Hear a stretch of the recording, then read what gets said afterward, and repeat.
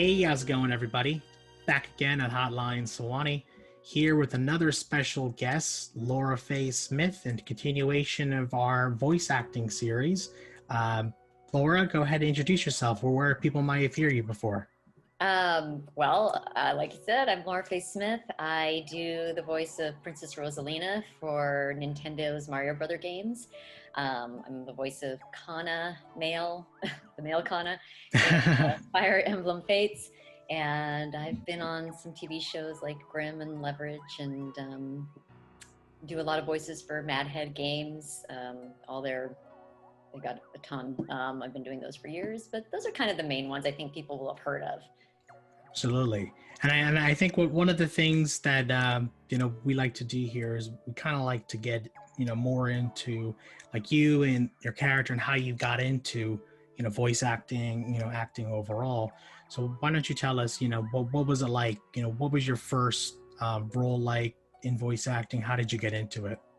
Well, I kind of got into it by, like, it wasn't something I sought out to do. Like, I trained in theater. Like, that's what I went to school for. In fact, I didn't actually go to school for it because my parents wouldn't pay for my education. They're like, give you money to go to school if you don't major in theater because you'll never make a living as an actor.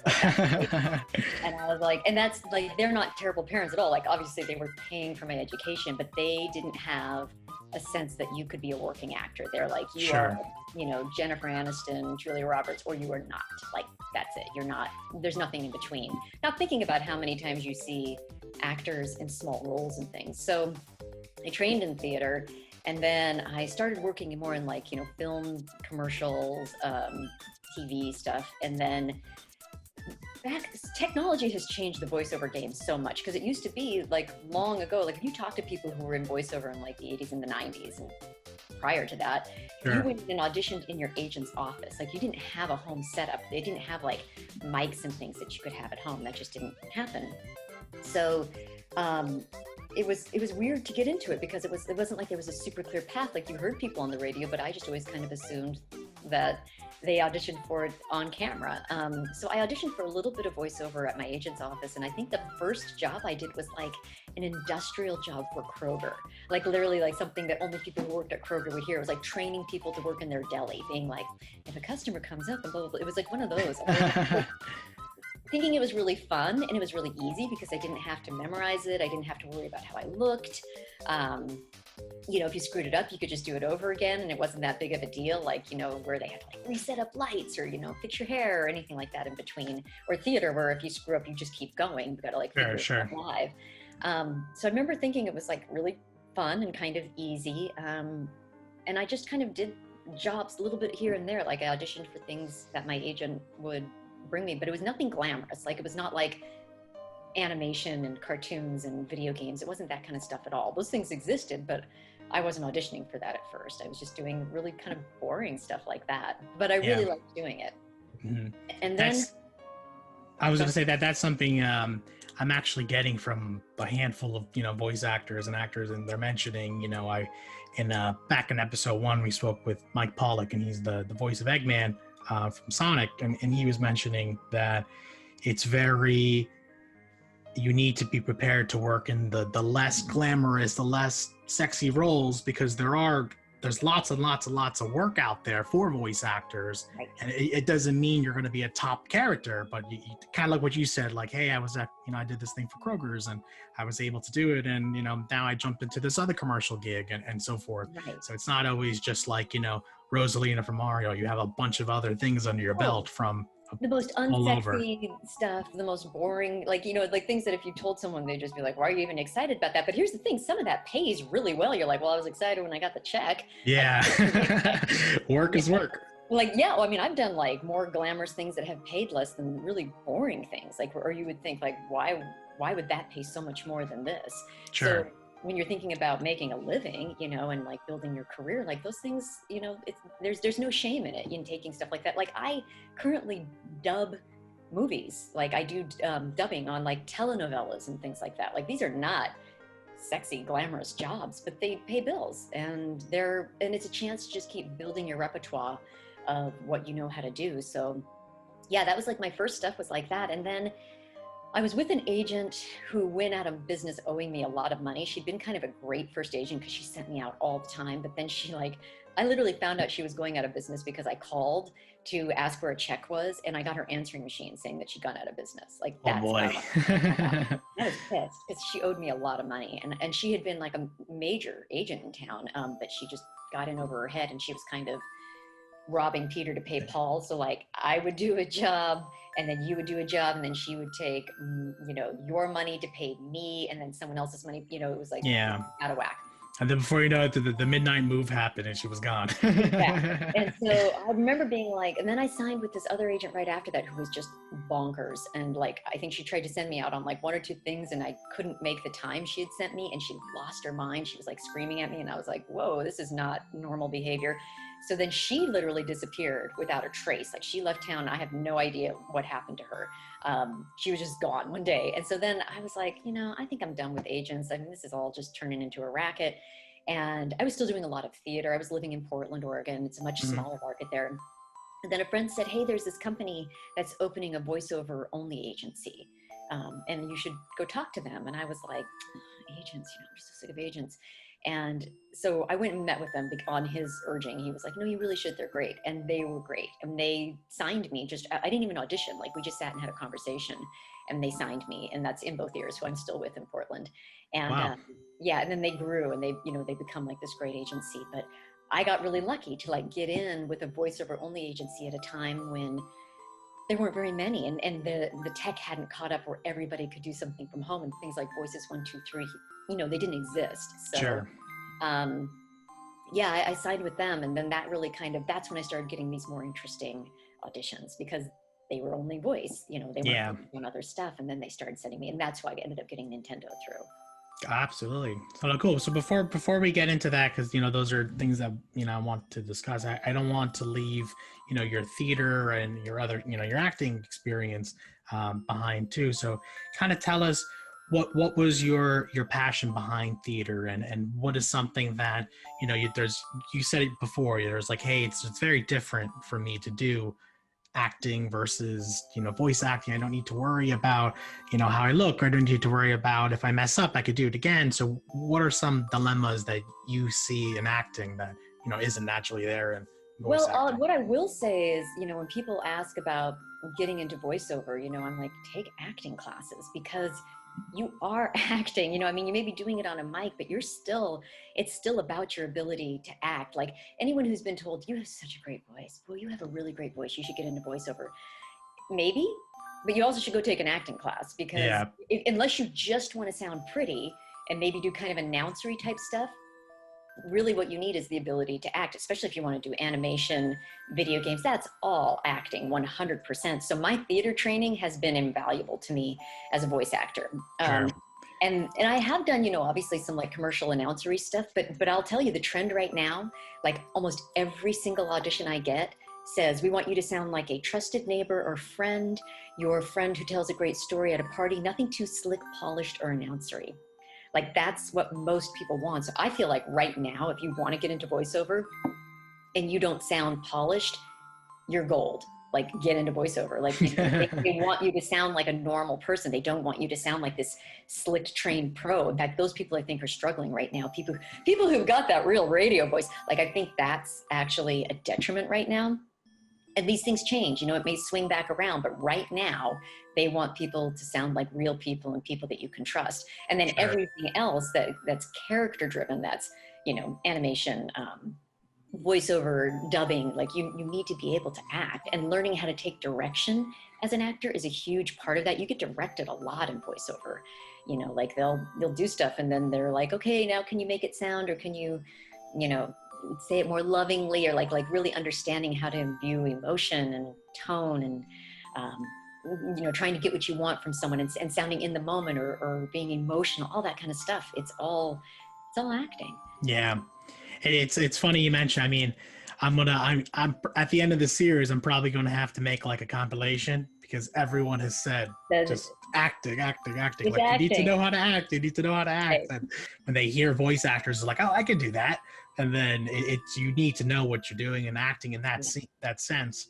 And I was actually even speaking with another voice actor, and we were talking about how a lot of the times you can kind of see that kind of disconnect in Hollywood too, because a lot of these big animated movies, they'll come in and they'll bring in like this tier A actor, and then they just kind of read the lines like they would normally, and it's not the same as how they would if the character is in a cartoon or a video game or so forth. So there's a lot of thought behind it.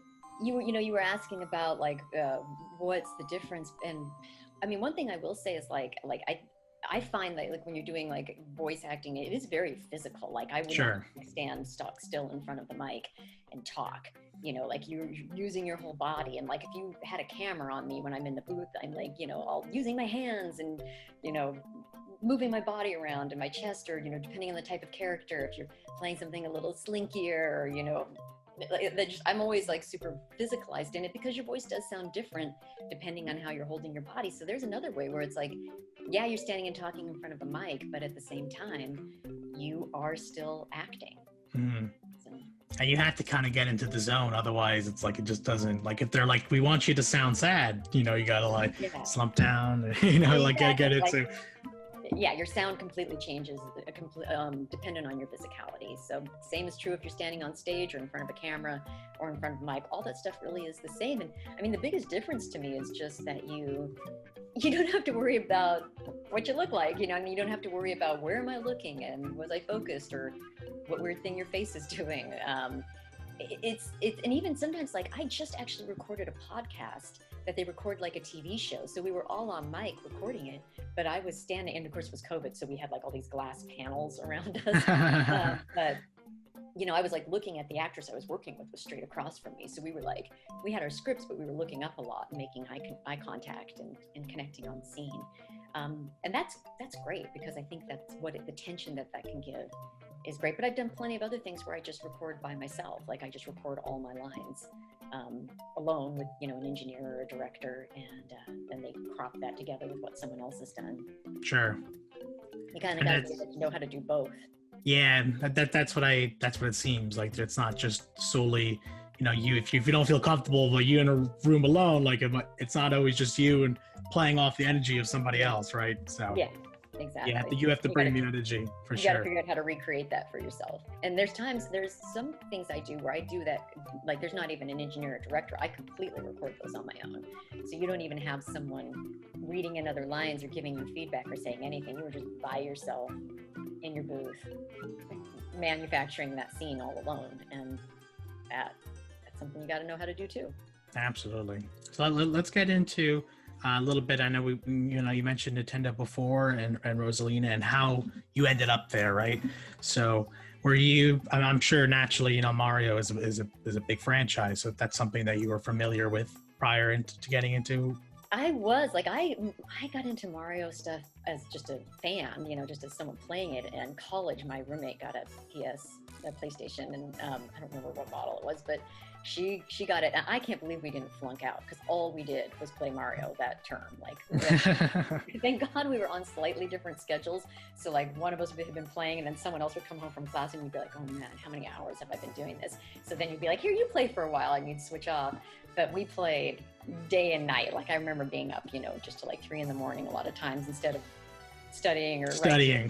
Yeah, right. Like doing what I was there to do. I was playing like Super Mario World. Got it. I bet you were like, maybe my parents should be concerned. I know. It was so fun though. Like, I mean, it was so addictive. And then when we moved out, like I didn't have the PlayStation anymore. So I kind of dropped off for a while, but then I was working somewhere and I had to go to this charity event, and there was a raffle, and I bought like one raffle ticket because I felt obliged, and I'm like, oh, here you go. And I won a Game Boy, and I think it was Super Mario World was the game. And I'm like, oh my God, I already know this. And I thought that was so fun. So then I started kind of playing that again. And then I was doing a play actually with this little kid. I was doing a production of It's a Wonderful Life. And one of the kids who was playing my son was so upset that I only had one game for the Game Boy. He was just like, that's just not normal. Like, why do you only have one game? And I was like, I mean, I work full time and I'm doing theater. I don't really have a ton of time, but I'd be playing it backstage when I wasn't on. And so he brought me all his old games, and he's like, you can have these. Like, he kind of gives it. That's funny. Like, I just feel like it's not right that you don't have games. And I was like, okay. So then I played with that for a while, and then I kind of, you know, dropped off with that. And then I was doing another play, and I was like the lead character in it. I was on stage all the time, but one of my castmates is a huge gamer, and he had a DS Lite. He got it when it first came out, and I was obsessed. And like every second that I was not on stage, I was back there like trying to play it. And he was like, well, why don't I just go buy you one? And I remember giving him money, and he went and bought me this like light pink DS Lite, and he bought me a couple of the games that I had really liked of his. And then I was like obsessed with that for a while and played that. And I actually still have that. And then Nintendo, boy, that was a long story. But so I was a fan for sure. Like, yeah, I was a fan of all. Back from the NES to the DS Lite. Exactly. So I mean, I had been involved in the games. I knew about them, you know, and I liked them. And then I got a call from my agent in both ears in Portland, and they basically, it was for Rosalina. And now I'm the third person to do Rosalina. So, and two of their other talent had done her before, and I knew them both. And I wasn't sure why they were changing it, but they basically sent me the audition and said, we want you to try to voice match this, like to try and sound like it. And I think I was voice matching Carrie Kane, who was the second one. Sure. So I did that, I sent that in, and then they wanted me to come in for a callback, a directed callback. So they were in Seattle, and I was in a booth in Portland, and they basically had me do the voice match. They would like play the sample, and then I would try and do it. And then they said, now we want you to do it and put your own spin on it. So I did. And then they go, okay, now we want you to do it like a cat. And I was like, what? Well, this is for Super Mario 3D World. Yeah, Super Mario 3D World. The game wasn't out, so I was like, and they said, yeah, we want you to try and do it like a cat. And I was like, okay. So I can't see them. Like usually, you know, if you're in a booth, you can at least see the, you know, client sitting in the other room. And even though you can't hear them, you can see if they're laughing or if they're like you kind of have an idea. I can't see anyone. The engineer is in the booth, and he's like reading a magazine. So I'm like, okay. And I'm gonna start, you know, making all these cat noises. But it's just me, and there's like no noise. And so I go until I kind of run out of ideas. And then there's just silence. And I'm like, I don't know what to do right now. And then I hear them come on, and I can hear everybody's laughing. They're like, oh, okay, thank you. And then they were like, then they let me go. And I'm like, either that was really amazing and I've got this, or I just made the biggest fool out of myself. I don't know which way that just went, because they didn't say good job. I just heard them laughing. I'm like, that was either mockery or they were enjoying it, but I don't know.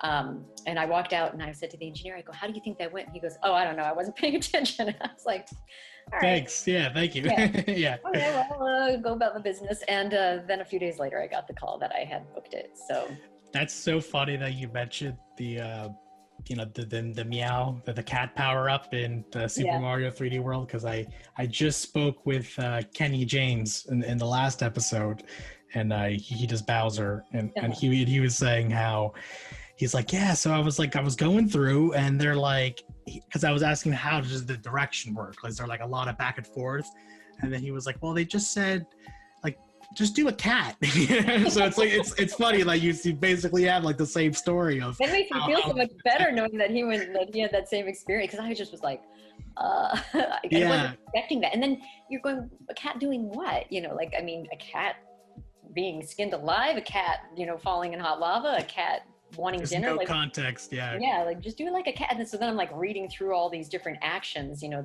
that are kind of in what they sent me, and trying to do them in a cat-like way, but having no idea how close I was getting to what they wanted. So I guess it worked. Yeah, it worked, right? So you've been Rosalina since 3D World. So yeah. You've been around for a little while then. That's good. So let me ask, I know you said you came in as a voice match, right? And you ended up putting your own little, you know, spin to it. So what would you say is the difference factor between, you know, you and the last actor, and how would you say, you know, that voice kind of evolved, you know, for you throughout the last couple of games? Well, interestingly enough, there is one, because, you know, they reuse stuff sometimes, you know, and there's one game we're both credited on. Like, like they have clips of both of us in there, I think. And I was like, we can't be that far apart, you know, like the way it sounds to like, but, you know, I don't know, because the thing is, I haven't gone back and played a bunch of the games that she did, because that, like, when Carrie was doing it, that was a period of time when I wasn't playing it as much. So I don't know. I don't think I played the games that she was in, and I just tried to voice match them when I came in. And then you're really just working off what you did. Like they play you, like when you come in to do a session, like let's say you've done a session, then you come in even a day later, like if you even come in the next day, like you're in the process of recording, they play you what you did the day before so that you can hear it. Sure. So you remember what you did. Because if it's not the voice that I'm using right now, sometimes you can forget, like that's always happened. Like when you go and when you go away and you come back, they always say, okay, here's a little bit of what you did. And then they play it and you go right into it, So if it's like, let's go, they'll play you that clip and then you go, let's go. And then they're just trying to make sure that you're like still living with it the same, in the same realm, same pitch of everything.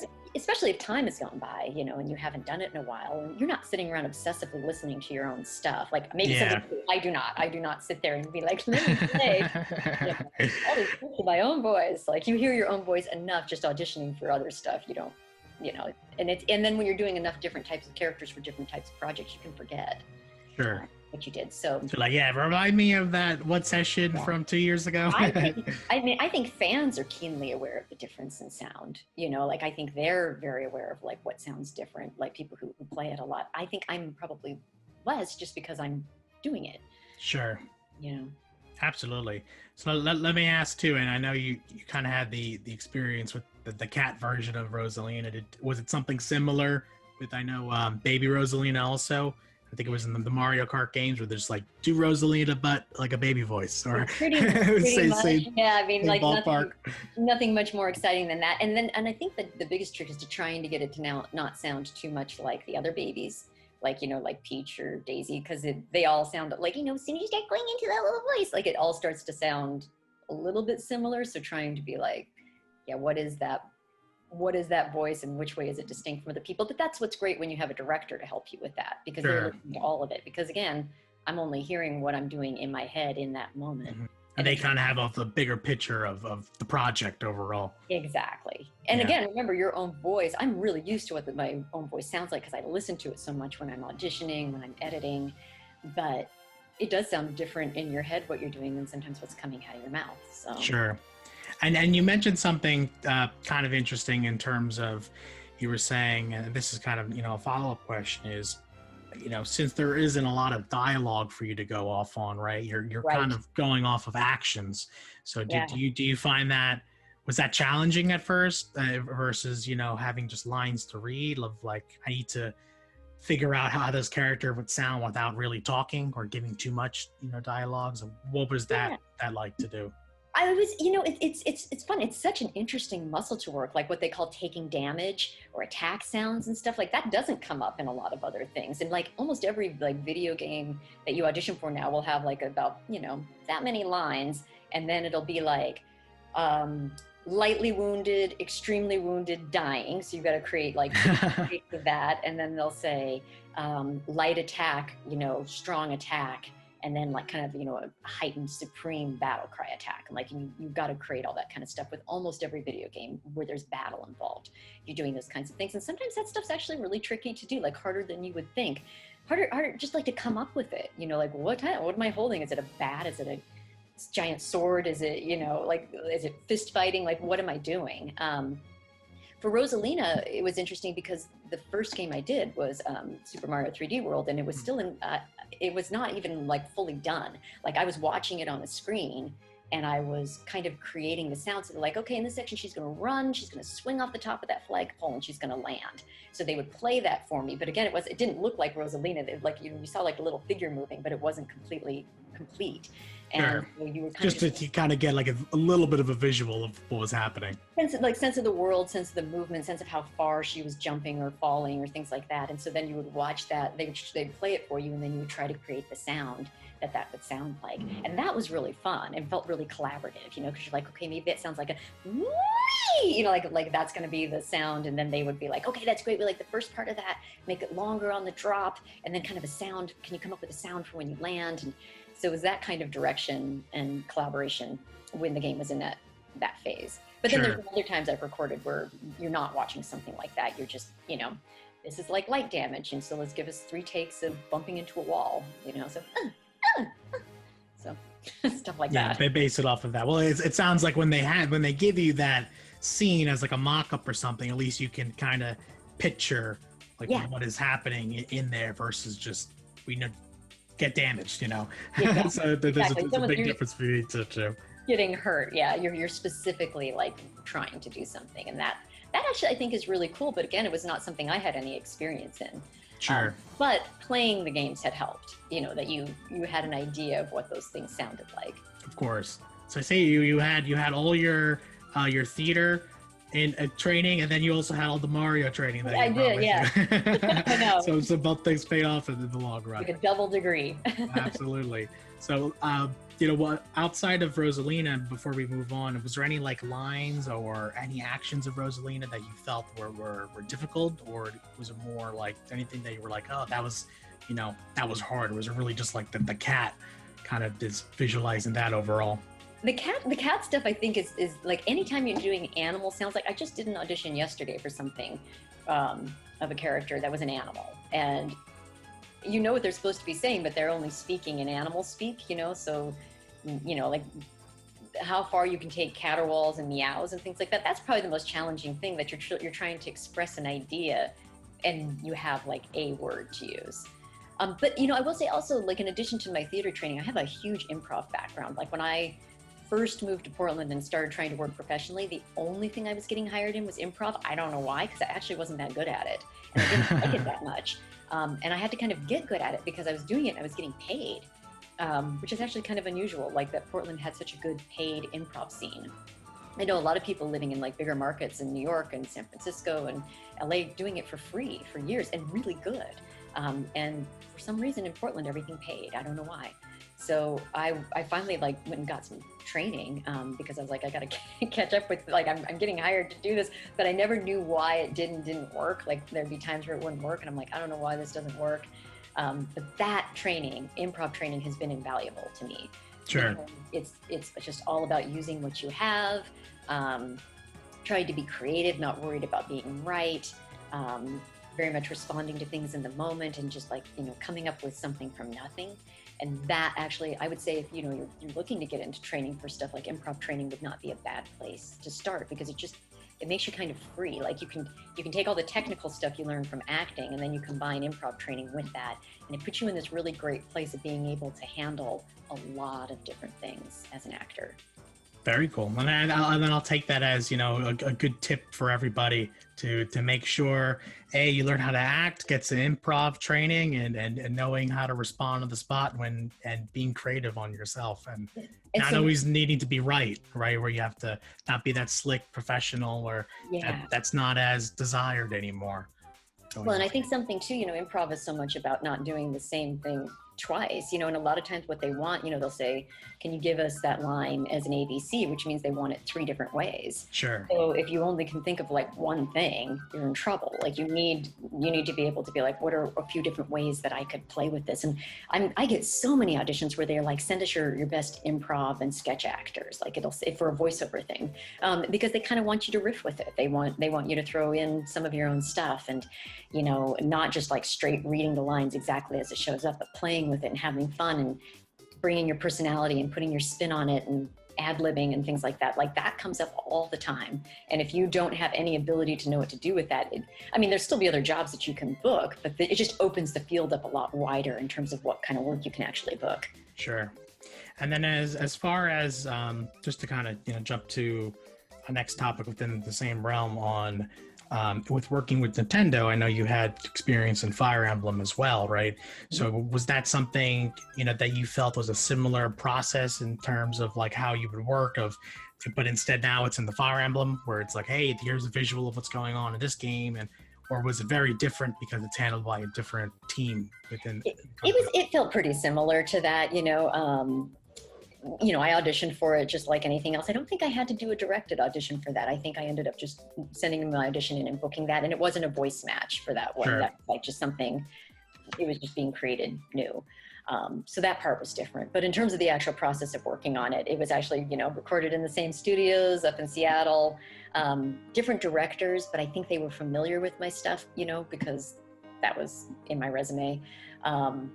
But yeah, it wasn't that different. Fire Emblem didn't feel that different than working on Mario Brothers. Sure. And just to kind of get into, I was looking at the time because I don't want to, as far as some TV show experience, on yourself. You've been in, Grimm. You said you've been in the TV show Leverage, right? So how do you, like, now that you have a lot of different experiences in voice acting and acting and shorts and indies, is there, I'm sure, do you desire one over the other? Do you prefer the voice acting over the regular acting? And what are some, experiences that you had in those TV shows that, kind of stick with you and kind of bring back to the table? I mean, I still love doing live theater. And I was supposed to be in a show that started rehearsals in March. So obviously Wow. that all fell apart. And I was really sad because, I love live theater with a live audience. I love working on TV and in film. It's so different, because it's less immediate. Like theater, you do it all the way through and you don't stop, and you've got that third element of the audience coming in. TV is so interesting and exciting because of the way it works, TV and film, and that ability to do things more than once and kind of, try a few different things, and then seeing then how that goes into someone else's hands and they put that together and they put out this final product. Like they feel collaborative and in such different ways. Like Sure. live theater is so collaborative in the moment, and then television and film is so collaborative because there's so much technical stuff going on that you don't even know what they're doing. Like when you're never exactly 100% sure sometimes what exactly they're filming, like how much the camera is on you or on someone else, or how close they are, or what they're really focusing on, or where they're going to cut away. Like there's a lot of surprise for me in that. When I see the finished product, I'm always like, oh gosh, that's interesting. Like I didn't have everything in mind, because there's so many different creative minds working on that. And then voiceover, same thing. It's like picking your kids, right? Like, I mean, which one do you love the most? They're so different, and they're so rewarding in really different ways. And I find them all really interesting and exciting for different reasons. Mm-hmm. And lots of ways you can just continue to grow and challenge yourself in each of them. Like I just keep learning new things. I'm in LA now, like I lived in Portland for years, and now I've moved to LA, and it's just so different doing all of that here because there's so much work here. Like Portland was a lot more limited in the types of things that you could do. And I did some great projects. I mean, that is where I did Grimm and I did Nintendo, but I work more here, and I do less glamorous stuff. But for the moment, but that can just change at any time. And that's another Sure. thing about this business is your work and your life and your career can change like that with some project that you didn't think was anything. Like you were just kind of just did it, and you're like, oh, or even something you did pro bono, where you were like a bunch of people getting together and working on a thing, and then they suddenly sell it to somebody and it becomes like viral or a phenomenon in some way, or people get excited about it. You just never know. Sure. And I think that's something I love so much about this business is like when I was working in offices, like I've had corporate jobs, you kind of knew where you were going and what you were doing. There is nothing wrong with that. But for me personally, I had trouble staying interested. That kind of element of, it's what drives my parents crazy about what I do. They're just like, oh my God, you just never know. And I'm like, isn't that great? And I'm like, that's not great. Like, that's terrifying. And I'm like, for you, like you liked knowing you were going to go sit at your desk every day and you knew what tasks that you had to do. That had that like stability there versus like what am I doing in the next 6 months? Or, what's the next project coming around the corner? My favorite quote is this. Keith Johnstone is kind of like the father of improv, and he wrote this great book called Impro. My favorite quote is this quote that he said, which is, there are those that prefer to say yes, and there are those that prefer to say no. Those that say no are rewarded by the safety they attain, and those that say yes are rewarded by the adventures they attain. There are far more no-sayers than yes-sayers. And I'm like, I get the reward from the adventure. Like that's what drives me. And then you look at someone like my parents, and they love that safety. Like that feels really good to them. Not one is right or one is wrong. They're just very different ways to live. Sure. I say it depends on the person overall. Yeah. And so this for me, even though it's unstable and unpredictable, and you can have really high highs and really low lows, and they can sometimes go on for a long period of time, and sometimes you're just killing it and you have no idea why. And other times you can't get arrested, and like those two extremes exist. But for me, there's just been nothing more personally rewarding than being involved in it. Awesome. And as far as some of the TV show experience you had, I'll just kind of want to maybe include a little snippet in there for people who are fans of that side for you. Was there any like specific instance in your TV show experience that you felt like that was your favorite, or you really enjoyed being there, or something that stood out to you? Grimm was really fun to do. Grimm was fun. Yeah, it was a fun show. It was a super professional set. You know, it had such a fan base too, which is fun. Like when you're working on something that people are really interested and into, and you know, there's all this like Grimm wikidom or whatever it's called. You know, like I mean, people wanting that show to come back and you know liking it so much. And the whole thing with all the morphing that the characters did, you know, where they turned into these monsters, like just being, that's something I had never done, where they go and they do all the CGI stuff, you know, to turn you into a fox or a wolf or a monster or something. And that was really interesting and really nice cast. But I mean, I have been pretty lucky that I can only think of maybe a couple projects I've worked on where I was just like, oh my God, that was just the worst. Like I've had like, and it was usually because people were being really unprofessional, like disorganized or didn't know what they were doing. A lot of last minute stuff. Like that's the kind of stuff that makes a project unpleasant to me. Or, you know, someone just acting like a jerk, but I haven't worked with a lot of jerks, and most people I've worked with have been just really good, normal, kind people, you know, even some of the really like more well-known people have been in almost every case decent. I can only think of like a couple people I've worked with, like well-known people where you met them and you were disappointed that you liked their work, but then you didn't particularly like them. Yeah. Only been a couple that I met where I was just kind of like, oh, I wish you were nicer because I liked your work. Yeah. Kind of. Every time I watch it now, I'm going to think of what a jerk you can be, you know. That's what people always say. You have to separate the work from the artist, And then sometimes it's very hard. You're just like, yeah, but you know, the artist is a jerk. Well, the hero worship thing, it's tough, you know, because if you like what they do, you know, you want to like them. And I definitely saw, you know, in again, just a very minority amount of cases of someone just behaving badly because they could, you know. Yeah. Because they were in a position to behave badly, but you're just like, oh, I wish you knew how disappointing that was. Exactly. Be nice, everybody. That's be nice. That is it. Well, you know, and you never know who people are going to be. Like this person that you think is Mr. Nobody Nothing, you have no idea. Like I was just listening to, like, you know, when you listen to interviews or you read biographies of people who've kind of made it, it's so interesting sometimes to hear about like early things in their career when they were turned down or things that people told them.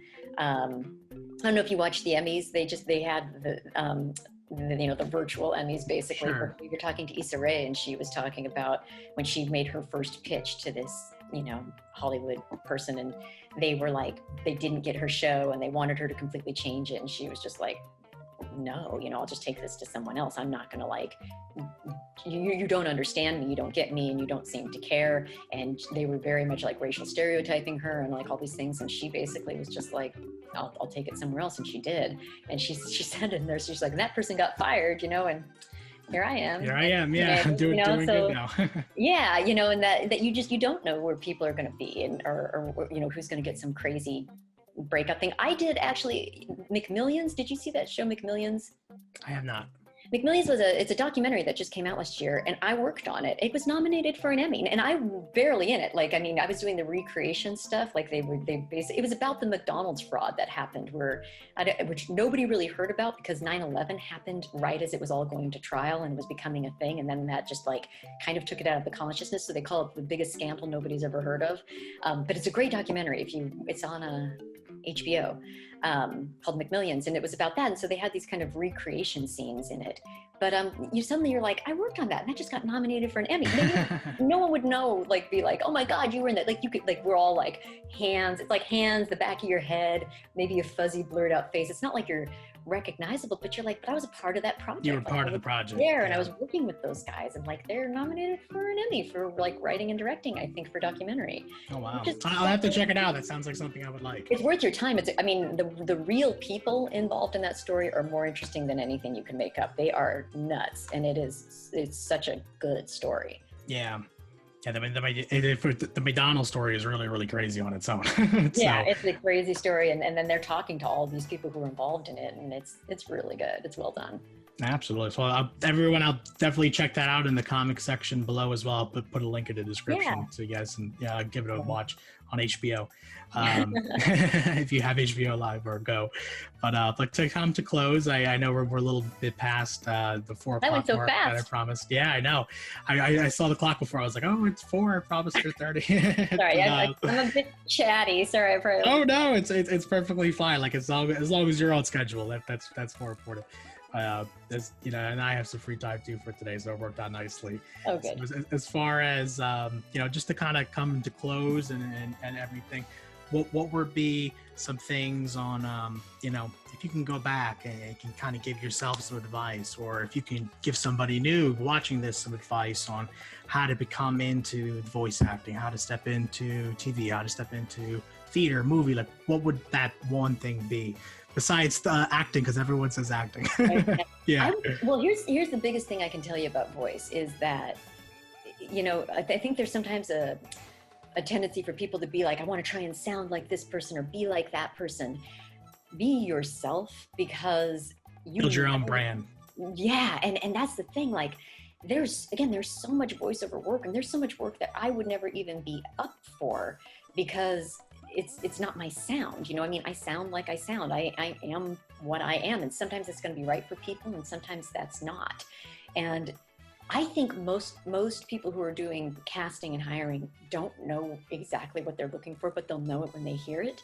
So what is the harm in doing something completely new? Because they might be like, oh my God, I never considered that, but that's so interesting, and I'm so enchanted with that. And so, I always tell people, try to sound like yourself. Don't try to, like, if you have a dialect, don't throw your dialect away. Maybe learn how to speak without it for the times when you want to, but don't be like, oh no, I need to sound more polished, or I need to sound, I don't need to sound like, my native dialect or whatever it is. Like, use it to your advantage, because there's going to be jobs that are going to come up that you're going to be the only person who's right for that. Yeah. So I would say go and sell you as you, get really clear on who and what you are, and try to sell that. And then just understand there's plenty of things that aren't for you, and don't sweat it. And be prepared to audition a lot, and not get plenty of things and never know why, and to just let those things go. Like, and not get too discouraged and keep moving forward with it. And that kind of ties back to what you were saying before, where the agent producer that she was working with didn't really get her idea, but then she's fired. Look where she is now, because she moved on, and you pushed, and you got it handled. One, yes, and go to people who get you, and not everybody's going to get you, and that's fine. What do they say? If the train doesn't stop in your station, it's not your train. So, like, we're trying to catch it. It's just let that go. The next one's going to be by. And the other thing I was going to say is I feel like, New York and LA are kind of, big scary markets to come to, because you're kind of like, oh my gosh, it's going to be so competitive. I actually think it's so much harder, though, to some degree, to work in a small market. Like, a small market is a great place to get a start, because maybe you'll have an easier time getting an agent. But think about this difference.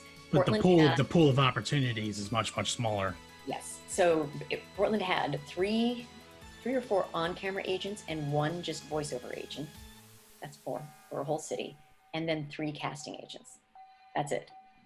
I can't even count how many there are in LA. Like, and so the thing, so when you didn't get an audition in Portland, it felt like a big deal.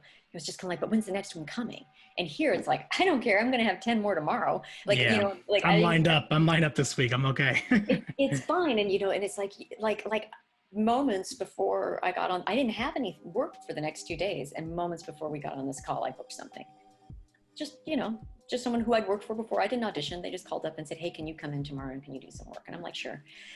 When you live in a bigger market like Los Angeles or New York, yes, it's more competitive, and yes, it might be harder to get to those really, really amazing jobs, but you're not going to get them typically in a smaller market either. So what's the difference? Like, if you really want to seriously pursue this, it does matter to a little bit of a degree where you live at a certain point. Go ahead and start small. I think that can be great, where you can kind of build your confidence and build up a little bit of experience. But there's more places to train in a bigger market. There's more work in general, and there's more opportunity. And I think you start in a weird way, you almost relax a little bit, because there's such a wealth of opportunity. Mm-hmm. And you can kind of you could take the blow a little. It's like, I didn't get it, no worries. There's plenty more.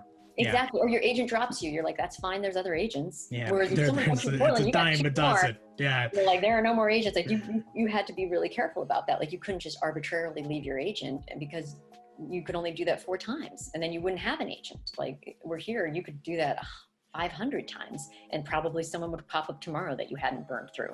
Sure. Not that you should, but but it's very different. It makes you feel less desperate, I think. But don't move, but don't, if you're not in a good place personally, like if you don't like yourself, if you're feeling really insecure in general, a market like this is tough because there is a lot of rejection and there is a lot of competition. So maybe start somewhere small, build up some confidence. And then if you're still really enjoying it, and that's the key, like if you love it, if you've tried to do other things and you can't find anything that you like as much as doing this, keep pursuing it. And then if you find something else that you really love doing and you can keep this as a hobby, that's actually pretty ideal. Steady paychecks, health insurance, 401k, and then put that on the side, why not? But if you're like, no, this is the only thing I really like doing, then do think about living in a place where it can sustain you because there's enough work to sustain you. Sure. Very, very good advice, Laura. So before we go, is there anything else that you want to add? Like, where can people find you? Is there any new upcoming projects that people can be on the lookout for you? Yeah, there's a project that it's been out for a little while called The Sojourn that I worked on, which is an audio drama. So you can find that anywhere that you download, podcasts and things like that. I'm on Instagram. It's just my name. It's just Laura Faye Smith, Faye, F-A-Y-E. Look at the show notes, I'm sure. So my Instagram is where I tend to post a lot of work. I mentioned I just did here's the thing. You have to sign an NDA sometimes even to audition anymore. Like there's so many NDAs out there. As soon as social media became a thing, like your ability to talk about projects like went way down. Because yeah, exactly. Everyone wants to we tell them too early. So there are a couple things, but they just haven't been talked about yet. So okay. I can't talk yeah, but of course, only the things we're able to talk about. if by the time this airs, they have been announced, I will send you a link to those things if they've been, but there's a couple things I just have done, but I don't know that I can say what they are yet. No worries. Perfect. All right, guys, make sure to follow Laura Faye Smith on Instagram. I'll drop her Instagram and as well as her website below. And thank you so much. I appreciate having you on. Thank you. It was a pleasure. Thanks for coming. Bye.